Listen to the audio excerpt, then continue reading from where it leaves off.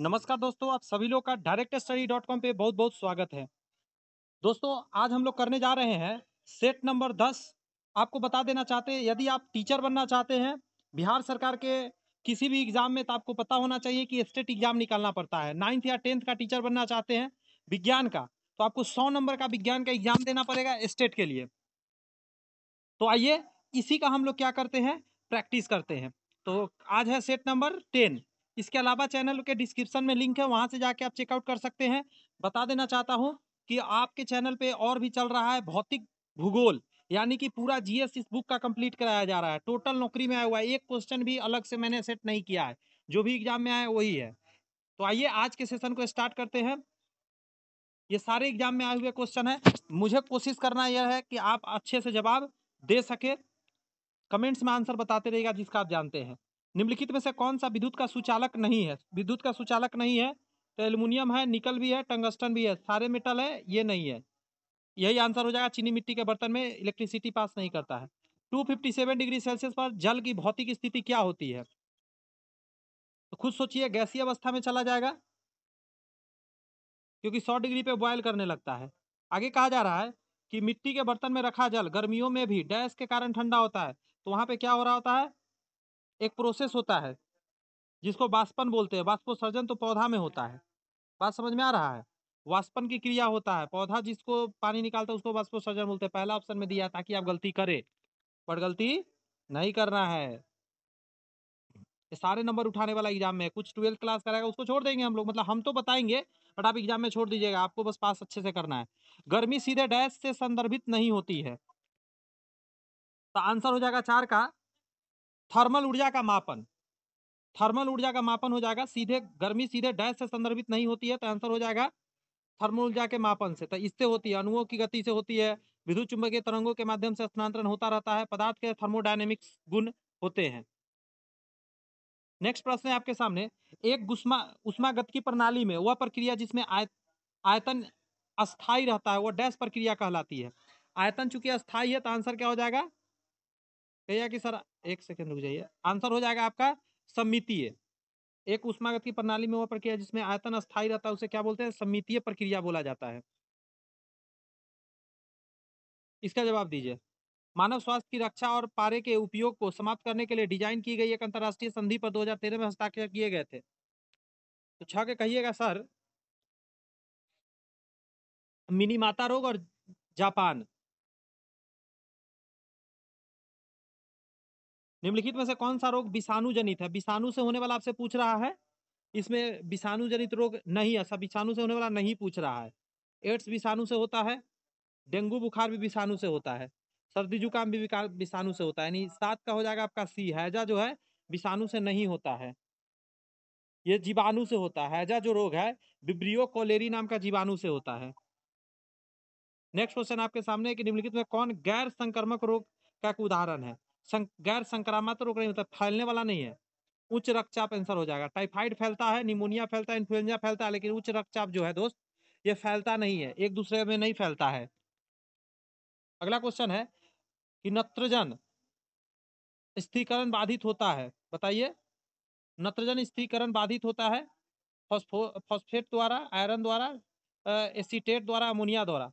तो 9 का कहिएगा सर, बहुत आसान है। अमोनिया द्वारा होता है नत्रजन स्थिरीकरण। इसका जवाब दीजिए। हमारे शरीर में प्रोटीन की कमी से कौन सा रोग होता है? प्रोटीन की कमी से क्या होता है? तो क्वासियोरकर करके बीमारी है, यह प्रोटीन की कमी से। बेरी बोरी विटामिन बी के कमी, बी1 से कमी, मतलब विटामिन बी के कमी से होता है।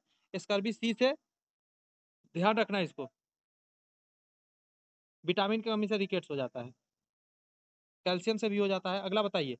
1 केजी की एक वस्तु को 10 मीटर की ऊंचाई तक उठाया जाता है, गुरुत्वीय बल द्वारा किया गया कार्य होगा। ये इस टाइप के हमेशा आता है, तो हम जानते हैं डब्ल्यू बराबर कहिएगा mgh होता है सर, mgh। तो मास कितना है? तो 1 केजी है। हाइट कितना है? तो कहिएगा 10 है सर। और जी का मान 10 है और हाइट भी 10 है। नहीं, जी का मान 9.8 है। जी का मान 9.8 दिया है, गुने 10। तो जब इससे गुना होगा तो कितना आ जाएगा? 98 जूल आ जाएगा। तो आंसर क्या हो जाएगा? एक सेकंड ध्यान रखिएगा। ऊपर की तरफ जा रहा है तो निगेटिव वाला आंसर दीजिएगा।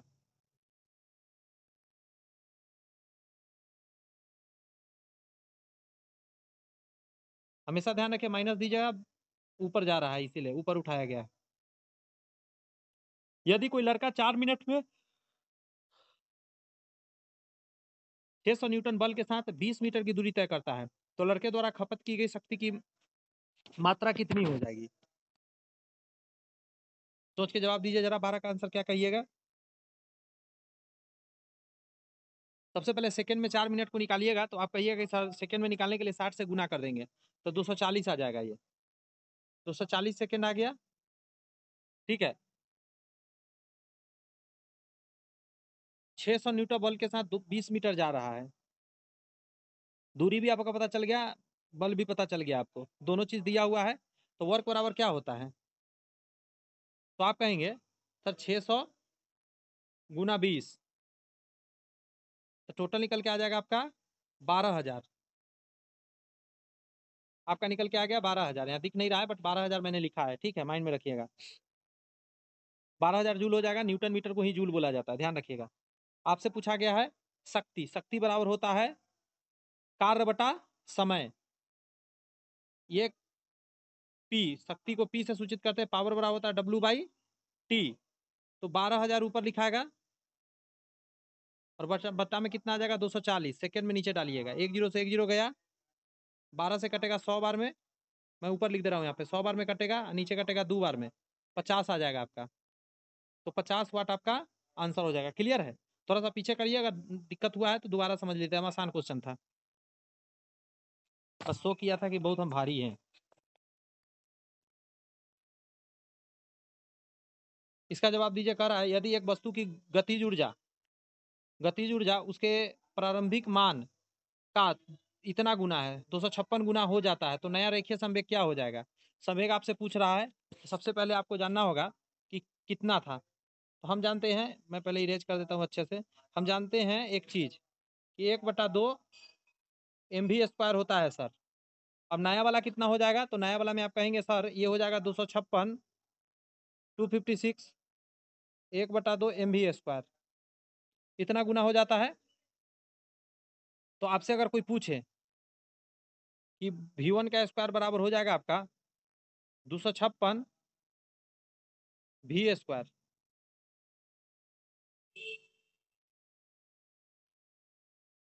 तो यहाँ से आराम से निकाल सकते हैं। सॉरी इरेज हो गया, फिर से मैं लिख दे रहा हूँ। मैंने क्या बताया, शुरू में था 1/2 mv² होता है, नया हो गया है 256 mv², इन दोनों को बराबर करिए। अच्छा यहाँ पे 1/2 छूट गया, मैं यहाँ लिख देता हूँ, 1/2 से 1/2 कट गया, m से m कट गया, तो v² इधर आ गया।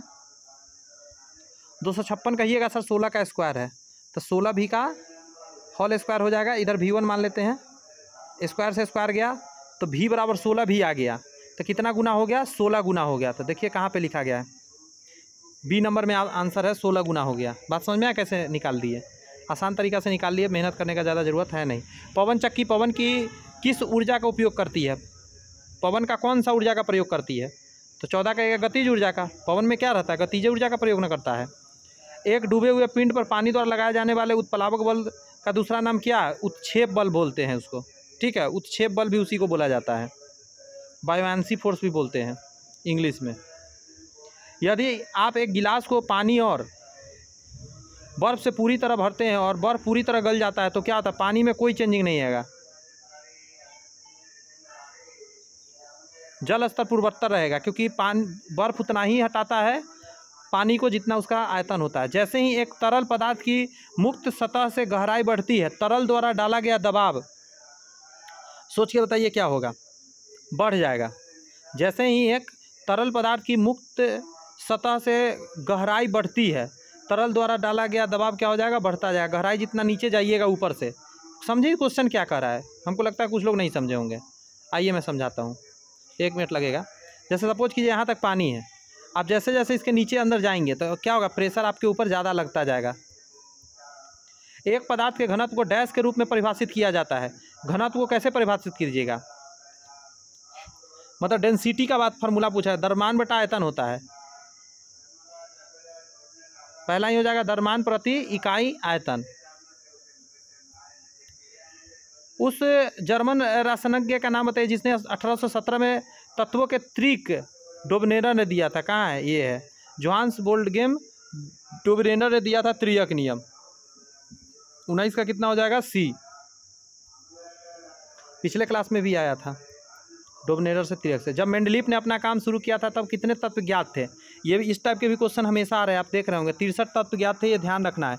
1869 1869 में रूसी जो मेंडलीफ थे उसने 63 आवर्त सारणी में तत्व को सजाया था उन्होंने, और बहुत के लिए खाली जगह छोड़ा था। Sodium, magnesium, aluminium, silicon, phosphorus, argon आधुनिक आवर्त सारणी के डैश आवर्त में है, तो तृतीय आवर्त में होना चाहिए, ठीक है, मुझे लग रहा है तृतीय आवर्त में ये सब आता है। आवर्त ऐसे ऐसे लाइन को खींचा जाता है, ऐसे ऐसे आवर्त ऐसे ऐसे रहता है, ऐसे ऐसे वर्ग होता है। जिस बिंदु पर सभी किरणें मिलती है को फोकस कहा जाता है। जहाँ सारे किरण मिलती है उसको क्या बोलेंगे, फोकस बोला जाता है। इस क्वेश्चन को थोड़ा छोटा करना पड़ेगा, आ गया पूरा फुल स्क्रीन पर।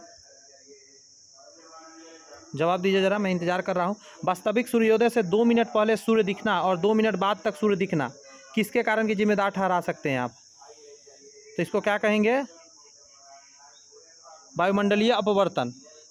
23 का डी कहिएगा। अपवर्तन के कारण क्या होता है, देखिए क्या हो रहा है, सूर्य यहाँ आ गया, बात समझ में आया? तो आप देखेंगे सतह से क्या हो गया, नीचे चला गया है, फिर भी ये आपको ऊपर दिखता है, यहाँ पे सूर्य दिख रहा होता है।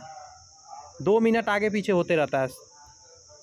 उत्तल लेंस की फोकल लंबाई 50 सेंटीमीटर है, इसकी शक्ति कितनी होगी? शक्ति आपसे पूछ रहा है तो 1/f होता है। क्या होता है दोस्त, 1/f होता है, लेकिन ध्यान रखिए मीटर में होता है। तो 50/100 करिएगा तो कहिएगा सर 1/2 मीटर आया। फार्मूला होता है डायोप्टर में निकलता है तो 1/f होता है। जब इसमें वैल्यू पुट किया तो 1/1/2 हो जाएगा, ये 2 ऊपर चला जाएगा तो कितना आ जाएगा, 2 डायोप्टर। समझ में आया? तो ऑप्शन नंबर बी में टिक मार दीजिए। बेसिक क्वेश्चन था लेकिन जानकारी होना चाहिए। हाइपरमेट्रोपिया की बात कर रहा है, से पीड़ित लोगों द्वारा लेंस का उपयोग किया जाता है। तो आपको समझिए ज़रा, देखिए एक है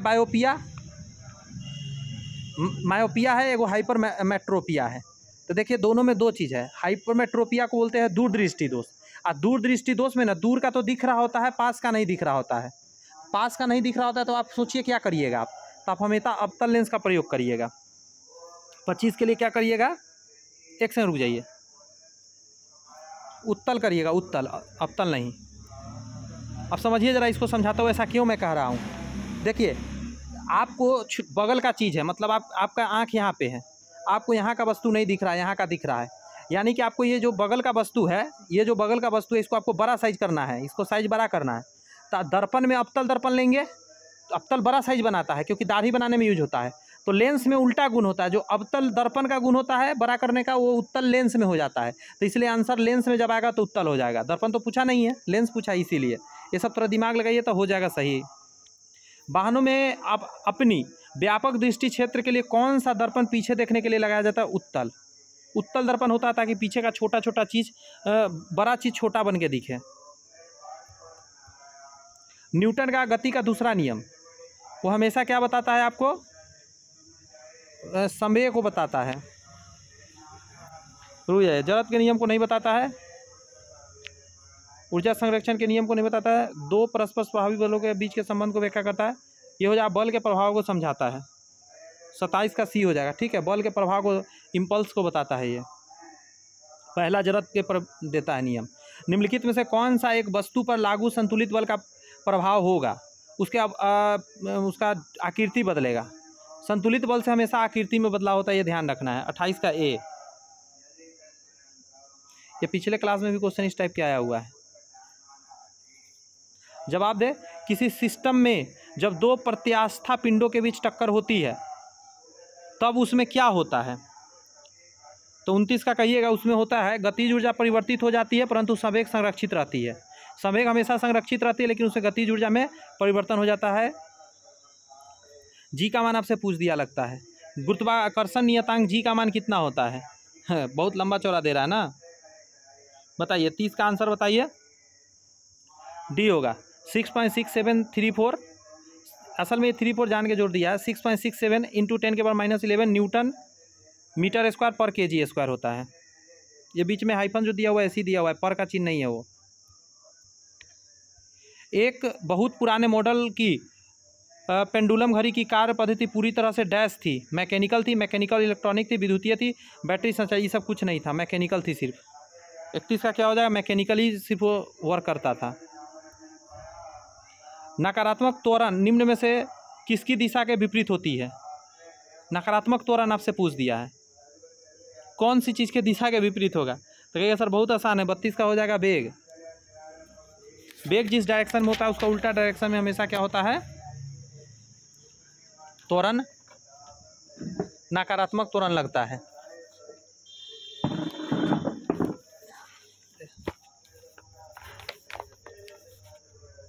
चलिए माफ़ी चाहते हैं, थोड़ा सा मैं चेयर सेट कर रहा था क्योंकि मतलब उल्टा डायरेक्शन में लाइट जल गया ना, इसीलिए। औसत चाल और औसत वेग वस्तु की गति दर्शाता है। औसत चाल और औसत वेग बताइए ज़रा। एकदम ट्रिकी क्वेश्चन है, दिए गए समय अंतराल के दौरान दर्शाता है। 1 kg के, अच्छा न्यूमेरिकल आया था, थोड़ा ऊपर कर लेते हैं अच्छे से, फिर मजा आएगा। 1 kg के द्रव्यमान वाली एक वस्तु पूर्व की ओर 2 मीटर प्रति सेकंड के एक समान वेग के साथ गतिमान है, बहुत अच्छी बात है। इस पर उत्तर की ओर 1.5 न्यूटन का बल लगाया जाता है, ये भी ठीक बात है। 2 सेकंड के बाद वस्तु के विस्थापन का मान ज्ञात कर देना है आपको। सबसे पहले आपको जाना F बराबर m में होता है। जी सर होता है, बहुत अच्छी बात है। 1.5 यहाँ दिया हुआ है, एक मिनट यार, 1 मिनट रुक जाइएगा, मैं फिर लिख रहा हूँ एक बार। F बराबर m है, तो यहाँ पे आप देखेंगे 1.5 दिया हुआ है, तो जी सर दिया हुआ है। मास की बात करें तो 1 दिया हुआ है, जी सर दिया हुआ है। उसके बाद क्या दिया हुआ है, ए आप यहाँ से निकाल सकते हैं, तो ए बराबर आ गया कितना, 1.5 मीटर पर सेकेंड स्क्वायर होता है, ये निकल गया। अब आइए आपको डिस्टेंस पूछ रहा है, तो डिस्टेंस के लिए याद होगा फार्मूला पिछले बार लगाते हैं, एस बराबर UT plus half A T square. Value put करते हैं, तो यू शुरू में 2 था, 2 मीटर पर सेकेंड था, टी का मान 2 दिया हुआ है 2 सेकेंड प्लस 1/2, ए का मान अभी हम लोग निकाले हैं 1.5 निकाले हैं, और टाइम कितना है 2 सेकेंड, तो 2 का स्क्वायर, तो यहाँ आ जाएगा 4, 2 से 1 2 कट गया, तो 1.5 का दुगना हो जाएगा 3, तो प्लस 3, यानी 4 3 7, तो आंसर क्या आ जाएगा, ए नंबर 7 मीटर। बात समझ में आया? आसानी से निकाल के दिखा दिए, रिवाइज कर लीजिए पीछे, अगर थोड़ा सा दिक्कत हुआ है थोड़ा भी तो पीछे करके। एक सोनार में मौजूद मुख्य उपकरण क्या है जिसका उपयोग पानी के नीचे मौजूद की दूरी, दिशा और गति का पता लगाने में किया जाता है? एम्पलीफायर, स्पीकर, क्या होता है ये? 35 का बताइए ज़रा। क्या सर बहुत आसान है सर, उसमें होता है ट्रांसमीटर और डिटेक्टर। ट्रांसमीटर भी रहता है, डिटेक्टर भी रहता है। अगला करा, हवा में ध्वनि की चाल कितनी होती है? मीटर में पूछ रहा है, ऐसे 3 लाख किलोमीटर प्रति सेकेंड आप कहते हैं, तब यहाँ पे मीटर में पूछ रहा है, तब क्या कहिएगा 36 का?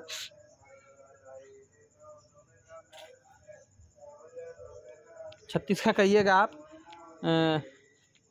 332 मीटर प्रति सेकेंड कहिएगा। देखिए एक श्रव्य तरंगे भी एग्जाम में पूछता है, सुनने वाला, तो 20 हर्ट्ज से लेकर 20,000 हर्ट्ज तक सुनते हैं। एक अपश्रव्य तरंगे होता है जो 20 हर्ट्ज से नीचे होता है, सुनाई नहीं देगा। और पराश्रव्य तरंगे होता है जो 20,000 हर्ट्ज से ऊपर होता है, जो मनुष्य नहीं सुन सकता लेकिन कुत्ता बिल्ली ये सब सुन सकता है। इसका जवाब दीजिए। कह रहा है किस भौतिक वैज्ञानिक के सम्मान में ध्वनि की आवृत्ति के SI मात्रक का नाम दिया गया? हर्ट्ज से रिलेटेड कौन है? देखिए ज़रा यहाँ पे, हेनरी रुडोल्फ हर्ट्ज, यही आंसर हो जाएगा आपका। अपश्रव्य या इंफ्रासोनिक तरंगों की आवृत्ति कितनी होती है? अभी मैंने बताया, अपश्रव्य हुए 20 हर्ट्ज से अधिक नहीं 20 हर्ट्ज से कम, 38 का सी हो जाएगा।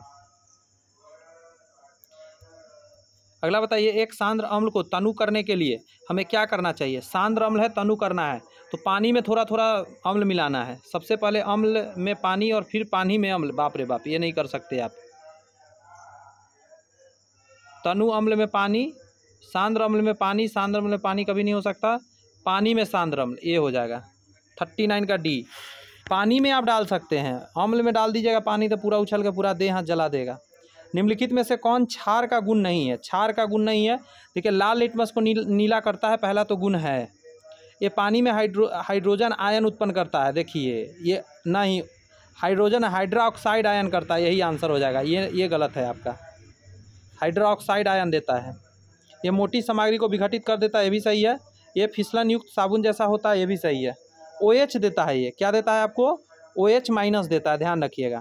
और H प्लस जो है वो देता है आपका अम्ल, ये देता है क्षार पानी में। अगला करा है खाने वाले नमक क्या है, तो स्ट्रॉन्ग दोनों चीज़ स्ट्रॉन्ग होगा, ये नहीं है, पहला हो जाएगा। दोनों मजबूत होगा, अम्ल और क्षार दोनों मजबूत स्ट्रॉन्ग से बना हुआ है NaCl। डैश वह प्रक्रिया जिसमें अम्ल और क्षार मिलकर लवण और जल बनाता है, इसको उदासीनीकरण बोलते हैं। उदासीनीकरण में लवण और जल बनता है हमेशा, इसमें क्षार और अम्ल आपस में मिलता है। यहाँ बताइए, करा निम्नलिखित यौगिकों को उनके कार्बन बंधन की लंबाई के अनुसार बताना है। तो सबसे पहले होता है एथेन, मतलब इथीन होगा, नहीं एथेन, इथेन, फिर इथीन, एथाइन। कहाँ ये 1 नंबर आएगा, ये 2 नंबर आएगा, ये 3 नंबर आएगा, कहाँ पे है, ethane, ethene, ethyne, B number answer हो जाएगा। अगला क्वेश्चन, एक सेकेंड दोस्त, क्वेश्चन बहुत इंटरेस्टिंग सब है। निम्नलिखित में से क्या हाइड्रोकार्बन का एक उदाहरण है। हाइड्रोकार्बन आपसे पूछ रहा है, कार्बन डाइऑक्साइड गैस नहीं है हाइड्रोकार्बन का उदाहरण, हाइड्रोजन और मीथेन हो जाएगा। हाइड्रोजन और कार्बन होगा तभी हाइड्रोकार्बन हम कहेंगे, यह ध्यान रखिएगा। इसका जवाब दीजिए, ऑक्सीजन की उपस्थिति में अयस्कों को गर्म करने की क्रिया को क्या कहा जाता है। ऑक्सीजन भी है और अयस्क को गर्म कर रहे हैं, तो 45 का कहिएगा सर, बहुत आसान है। 45 का आप डाल दीजिए, 1 मिनट। अच्छा, हम इसमें अनुवांशिक पढ़ के डर गए कि क्या ये दिया हुआ है, भंजन बोलते हैं इसको, ठीक है। इसका ट्रिक है याद रखने का, देखिए ऑक्सीजन की उपस्थिति है तो भजन आप कर सकते, नहीं तो मर जाइएगा। ऑक्सीजन की उपस्थिति तो आप क्या कर सकते हैं, भजन कर सकते हैं, नहीं तो आप मर जाइएगा ऑक्सीजन के बिना। बात समझ में आया। अनुपस्थिति में पहला हो जाएगा निस्तापन, निस्तापन जो होता है ऑक्सीजन की अनुपस्थिति में, लेकिन भंजन होता है उपस्थिति में। अगला कहता है डैश अनुवांशिक सामग्री के वाहक है। अच्छा ये नहीं, इसमें पूछ रहा है अनुवांशिक सामग्री कौन लेकर घूमता है, जीन लेकर घूमता है। 46 का क्या जवाब दीजिएगा, B, ठीक है। क्वेश्चन देख रहे हैं कितना बढ़िया डायरेक्ट एग्जाम से उठाया गया क्वेश्चन है, सारे एकदम सुपर इंटरेस्टिंग क्वेश्चन सब हैं। इसका जवाब दे जरा, वनस्पति भागों या बीज के बजाय कोशिकाओं के माध्यम से नए पौधों को उगाया जाना क्या कहलाता है, टिश्यू कल्चर कहलाता है। अलग अलग भाग से हम लोग क्या करते हैं, उग जाते हैं, टिश्यू कल्चर कहलाता है। जानते हैं हम बार बार क्यों हंस रहा हूँ, मैं जिस जगह पे अभी आप लोगों को क्लास ले रहा हूँ इसके बगल में ना पानी में रख देता हूँ ना, गर्मी का बहुत ज़्यादा दिन है, तो यहाँ मैंने एक बड़े से, मतलब क्या बताऊँ, कुछ है जिसमें मैं पानी भर देता हूँ, बना हुआ हौद जैसा है, मतलब उतना भी नहीं है कि कुछ हो सके, लेकिन इसके अंदर एक मेढक आता है रोज़, 4-5-6 मेढक है यहाँ, वो बड़ा ग्रीन कलर का है, मतलब अजब सा है, और बेचारा तैरने का बहुत कोशिश करता है, पर तैर नहीं पाता क्योंकि पानी उतना ज़्यादा रहता नहीं, छिछला पानी रहता है। तो वही एक्टिविटी ऐसा करता है ना कि हंसी आ जाता है। मैं यहीं बैठ के मतलब आप लोग का क्लास भी लेता हूँ, अच्छा लगता है थोड़ा। यहाँ पे पेड़ पौधा है, अमरूद वगैरह का है, यहीं पे पेड़ पौधा बहुत राहत देता है, गर्मी बहुत है। सॉरी, थोड़ा इधर उधर की बात कर लिया। जीवधारियों में नई प्रजातियों का क्रमिक विकास करने की संभावना इनमें से किसकी अधिक है। तो हमेशा याद रखिएगा, जब निषेचन होता है ना, तो हमेशा निषेचन के द्वारा ना याद रखिएगा कि अच्छा प्रजाति बनेगा नया। 1 सेकंड रुक जाइएगा। जीवधारियों में, जीवधारी बोल रहा है, नई प्रजातियों का क्रमिक विकास करने की संभावना इनमें से किसकी अधिक है। द्विवर्ण अणुओं का विभाजन। 38 का क्या हो जाएगा, इसको बोलते हैं अर्धसूत्री विभाजन। अर्धसूत्री विभाजन में होता है। निषेचन तो कई तरह से होता है ना, निषेचन का प्रक्रिया देखिए, एसेक्सुअल सेक्सुअल दोनों होता है, लेकिन सेक्सुअल जो होता है उसकी बात ये कर रहा है। निषेचन होता है आंसर, अगर ये ऑप्शन नहीं रहता तो, लेकिन चूंकि ये ऑप्शन है तो यही आंसर होगा, क्योंकि द्विवर्ण अणुओं का जो विभाजन होता है, यानी कि अर्धसूत्री विभाजन होता है, जब मेल सेक्स और फीमेल सेक्स आपस में मिल के बच्चे पैदा करते हैं। तो थोड़ा टेक्निकल है। ओरिजिन ऑफ स्पीसीज नामक पुस्तक किसके द्वारा लिखी गई। ये लिखा गया था चार्ल्स डार्विन के द्वारा, ठीक है। 49 का क्या हो जाएगा, C, चार्ल्स डार्विन ने लिखा था स्पीसीज, ओरिजिन ऑफ स्पीसीज नामक किताब। ध्यान रखिएगा ये सब। देखिए, अगर वीडियो पसंद आ रही है तो इतना ही कहेंगे। directstudy.com जिस चैनल से अभी आप देख रहे हैं इसे जरूर सब्सक्राइब कर लीजिएगा। फेसबुक पे देख रहे हैं तो फॉलो जरूर करके रखिए, क्योंकि लगातार मैं वीडियो अपलोड करता रहता हूँ आप लोग के लिए। बेहतरीन हो भी, कलेक्शन वीडियो तो मतलब आत्मा खुश हो जाए ऐसा रहता है। एक भी अपना क्वेश्चन नहीं रहता है, सारे प्रीवियस ईयर एग्जाम का क्वेश्चन है। सोचिए कितना महत्वपूर्ण है। अब आइए इसको सॉल्व करते हैं। एक विद्युतीय उपकरण 1 सेकंड में 1000 जूल ऊर्जा की खपत कर देता है, ठीक है भाई। यदि यह 1 घंटा चलता है तो इसके द्वारा खपत की गई बिजली की मात्रा क्या हो जाएगी? तो कहिएगा बहुत आसान है।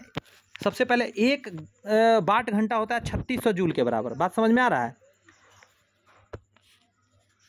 तो यहाँ पे 1000 जूल कह रहा है, तो 1000 जूल आपको कह दिया, तो आंसर हो जाएगा आपका ए वाला, डी नंबर।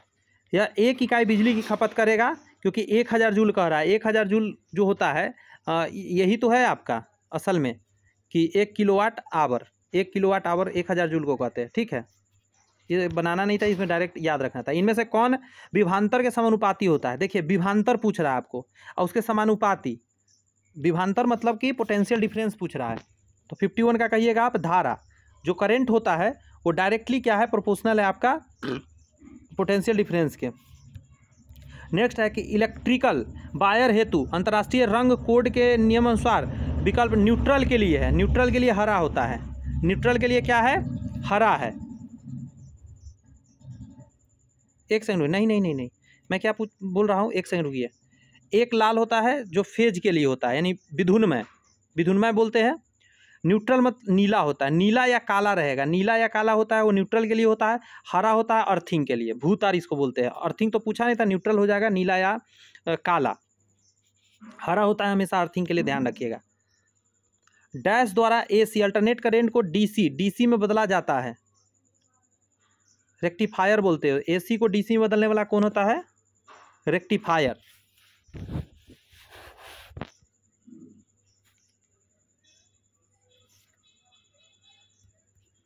एक साधारण चुंबक किसके आकर्षण नहीं करता है?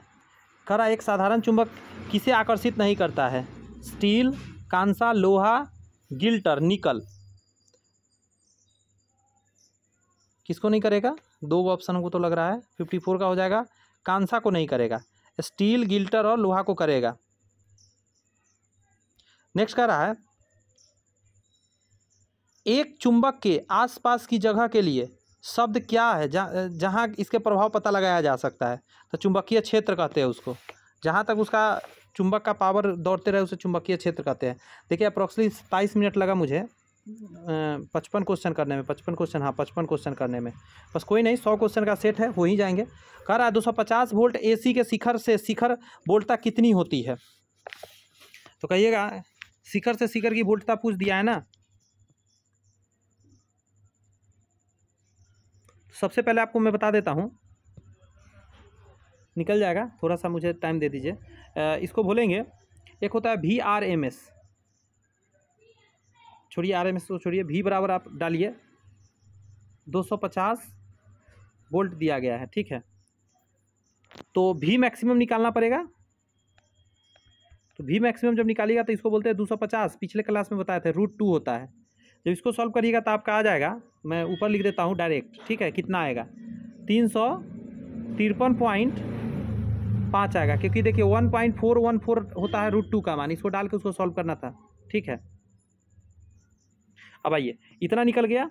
अब आपसे क्वेश्चन पूछा है तो पीक टू पीक पूछा है, तो आपको कुछ नहीं करना है, इसमें 2 से आपको सिर्फ मल्टीप्लाई करना है। पीक टू पीक जब भी पूछेगा तो 2 से मल्टीप्लाई कीजिएगा। इसको मैं समझा देता हूँ डायग्राम के थ्रू। जैसे होता क्या है ना, ये ऊपर जाएगा, ऐसे आएगा। ये पीक एक हुआ, एक पीक ये हुआ, तो इसके सामने यहाँ और इसके सामने यहाँ, इन दोनों जो पॉइंट बन रहा है ना, यही पूछ रहा है। तो अभी हमने यहाँ से लेकर यहाँ तक ऊपर का निकाल लिया, ये आया। जैसे हम इसको नीचे का में करेंगे 2 से गुना तो निकल जाएगा। तो इसको निकालिएगा तो तकरीबन 707 वोल्ट के करीब आएगा, ठीक है। ये B नंबर आंसर हो जाएगा। सारी बात समझा दिया, याद रखना है। 11-12 क्लास का है, 10th का नहीं था। शक्ति कारक पावर फैक्टर डैश है, तो 57 का B कहिएगा, अर्थात शक्ति बटा सापेक्ष शक्ति, ध्यान रखिएगा, फॉर्मूला था ये।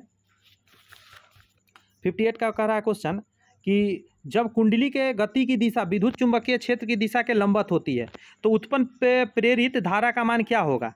गौर से सुन लीजिए, जब कुंडली के गति की दिशा विद्युत चुंबकीय क्षेत्र की दिशा के लंबवत हो गई है तो पूछ रहा है प्रेरित धारा क्या होगा? तो कहिएगा कि ये सबसे अधिक होगा उस समय। अगला क्वेश्चन कर रहा है निम्नलिखित में से किस समूह में बैटरी की बात कर रहा है। बैटरियाँ जैसे, एक मिनट, बैक्टीरिया है, वही तो मैं बोलूँ बैक्टीरिया। जैसे प्रोकैरियोटिक कोशिका तंत्र यानी केंद्रीय पटल रहित वाले एक कोश के जीव समाविष्ट है। 59 का हो जाएगा मोनेरा के अंदर। अगला क्वेश्चन है कि ब्रायोफाइट्स की निचली महात्वचा बाह्य त्वचा एपिडर्मल कोशिकाओं से बढ़ने वाले उभार को डैश कहा जाता है, तो कहिएगा इसको कहता है राइजाइड, राइजॉइड बोलते हैं इसको।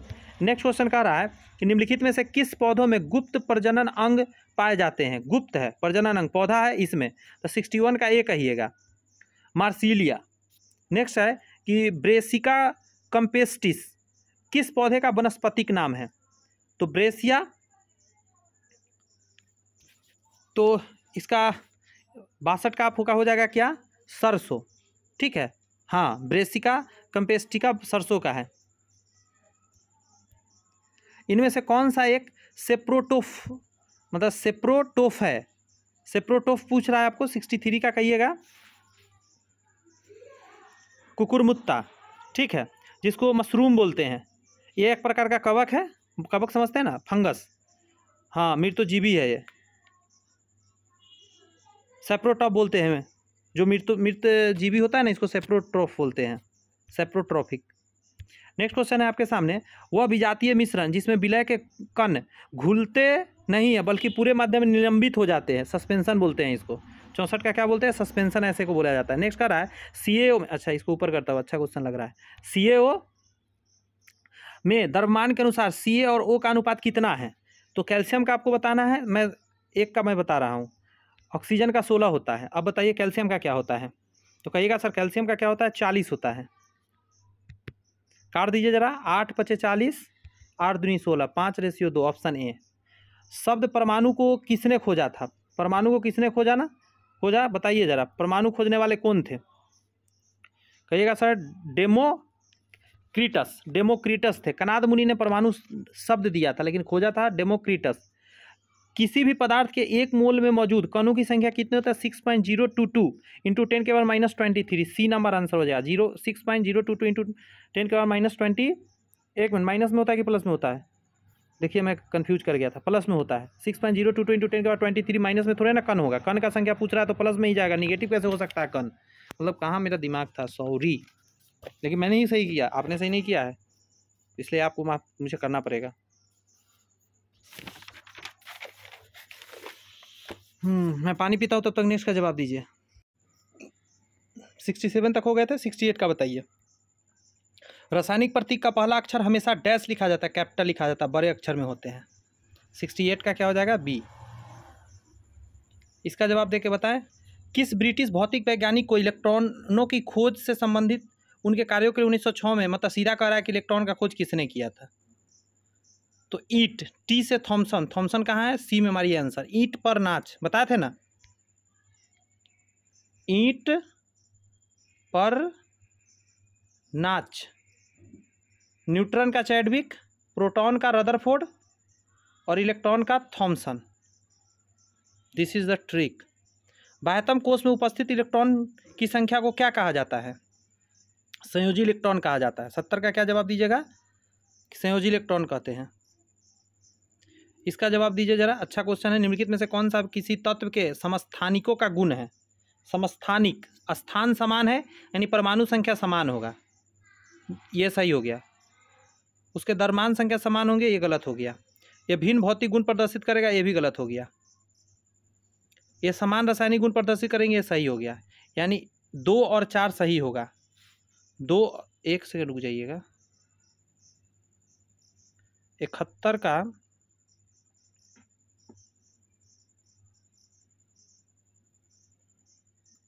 ठीक है, भौतिक गुण अलग होगा लेकिन रासायनिक गुण सही होगा। इसका ये भी सही होगा, ये भी सही होगा, सिर्फ इसका 1 नंबर गलत हो जाएगा।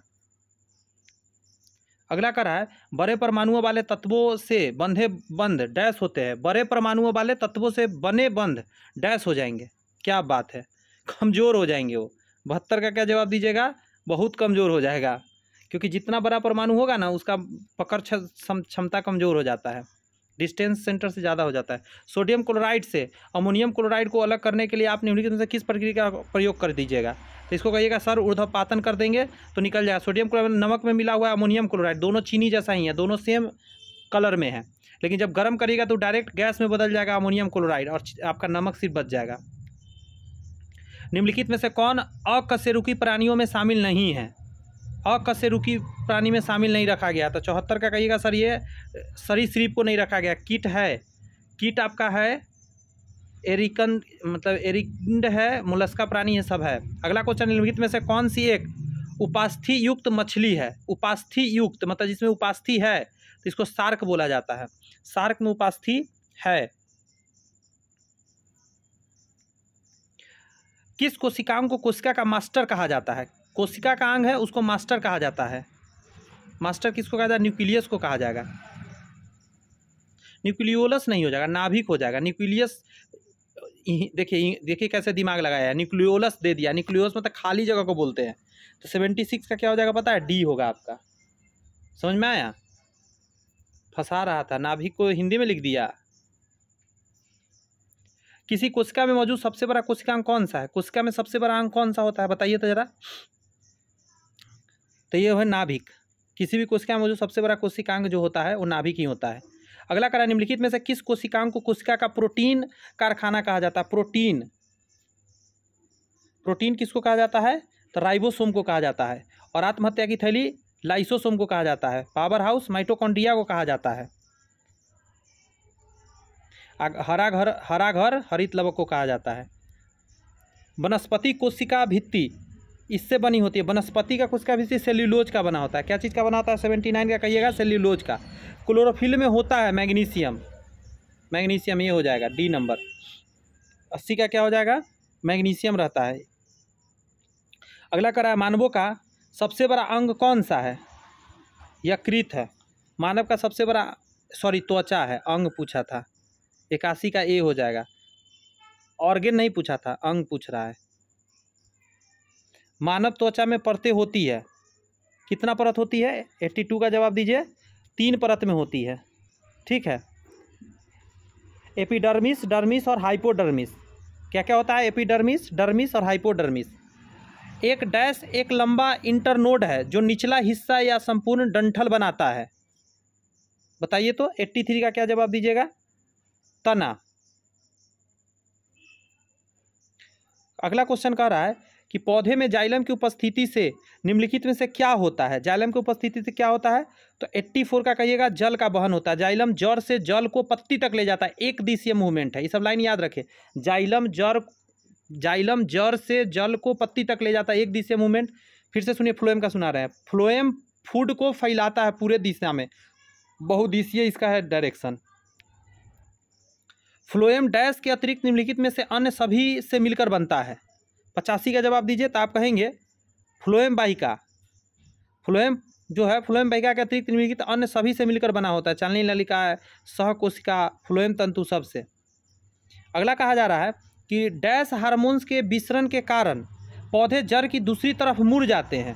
अच्छा, 86 का जवाब दीजिएगा ए, ऑक्सीजन के कारण। ऑक्सीजन बड़ा करता है, तना हो या जड़ हो। पौधे द्वारा प्रोटीन और अन्य यौगिकों के संश्लेषण में किस आवश्यक तत्व का उपयोग किया जाता है? प्रोटीन या अन्य यौगिक के संश्लेषण करना है तो किसका प्रयोग होगा? तो आप कहिएगा सर आप प्रयोग कीजिए नाइट्रोजन का, ठीक है। अगला कहता है श्वसन में पहला चरण ग्लूकोज का डैश में विखंडन है, पायरूवेट में विखंडन होता है। सबसे पहले क्या होता है? पायरूवेट में टूट जाता है। अगला क्वेश्चन आपके सामने है कि गन्ने के पौधे डैश को रासायनिक ऊर्जा में बदलने वाली प्रभावी परिवर्तनों में से एक है। गन्ने के पौधे डैश को रासायनिक ऊर्जा में बदलने के प्रभावी परिवर्तकों में से एक है। क्या चीज़ में बदल देता है? तो इसको बोलते हैं सूर्य प्रकाश। गन्ने के पौधे सूर्य प्रकाश को रासायनिक ऊर्जा में बदलने वाली प्रभावी परिवर्तकों में से एक है। अगला कहता है आप किस जगत में सभी जीवों को रखेंगे जो कोशिका भित्ति के बहुकोशिकीय सुकेंद्रित है? बहुकोशिकीय है, सुकेंद्रिक है, केंद्रक भी बढ़िया है, कोशिका भित्ति के अंदर। तो 90 का आप कहिएगा, इसको डालेंगे हम प्लांटी के अंदर। प्लांटिया मतलब सारे प्लांट। निम्नलिखित में से कौन हृदय से गुर्दे तक रक्त पहुंचाता है? अच्छा, हट से, अब बात को समझिए जरा। हई रहा हट और नीचे है गुर्दा। अब बताइए हृदय से गुर्दा तक ले जाने वाला कौन है? मतलब सॉरी, ये तो नहीं, यहाँ ले जाने वाला कौन है? ये बढ़िया क्वेश्चन दिया है, दिमाग लगाना पड़ेगा आपको। गुर्दे की धमनी आंसर हो जाएगा, धमनियाँ ले जाएगा। सीरा नहीं मारिएगा, धमनी मारिएगा। निम्नलिखित में से कौन सी तंत्रिका तंत्र की मूलभूत संरचना एवं प्रक्रियात्मक इकाई है? तो तंत्रिका तंत्र का क्या है? नेफ्रॉन हो जाएगा, नेफ्रॉन ही तो है। नहीं, एक से रुक जाइए, क्वेश्चन क्या है? निम्नलिखित में से कौन सी तंत्रिका तंत्र की मूलभूत संरचनात्मक एवं प्रक्रियात्मक इकाई है? तंत्रिका तंत्र का न्यूरॉन्स हो जाएगा, न्यूरॉन्स। नेफ्रॉन्स में गलती से पढ़ रहा था, न्यूरॉन्स मतलब होगा। बात समझ में आया? अगला, निम्नलिखित में से कौन सा प्रमुख महिला सेक्स हार्मोन है? महिला का सेक्स हार्मोन कौन है? मेन कई गो है, लेकिन मेन क्या है? ये तो पुरुष का है, टेस्टोस्टेरोन। एस्ट्रोजन है। महिलाओं का क्या है? 93 का क्या डालिएगा? एस्ट्रोजन मारिएगा। अगला क्वेश्चन आपके सामने है कि पुरुष में प्राथमिक यौन अंग कौन सा है? प्राथमिक यौन अंग आपसे पूछ रहा है, तो 94 का कहिएगा। ब्रीसन को बोला जाता है, ब्रीसन को प्राथमिक यौन अंग बोला जाता है, क्योंकि उसी में आपको बन रहा होता है मेल गैमिट। वह पहला तत्व कौन सा है जिसकी रासायनिक खोज हैनिंग ब्रांड द्वारा किया गया था? ये हैनिंग ब्रांड ने क्या खोजा भाई? तो आंसर कहिएगा कि सर फास्फोरस का खोजा गया था हैनिंग ब्रांड द्वारा। राष्ट्रीय वायु गुणवत्ता सूचकांक को डैश प्रदूषक की सघनता के आधार पर निर्धारित किया गया है? तो 96 का कहिएगा सर 8। ठीक है, इसका बताइए AQI से क्या अभिप्राय है? फुल फॉर्म पूछ रहा है आपसे। 97 का आप कहिएगा air quality index, air quality index, airport जैसा कुछ नहीं। ओजोन परत में छेद के उत्तरदायी प्रदूषक कौन है? CFC। ग्लोबल वार्मिंग का कारण क्या है? CO2 N2 ozone. एक मिनट, CO2 मार देता हूँ। ग्लोबल वार्मिंग तो CO2 सबसे ज़्यादा फैलने के कारण हो रहा है ना। ओजोन भी है, लेकिन ये सब जान लीजिए वाष्प भी है, बट ऑप्शन नहीं था इनमें से सभी।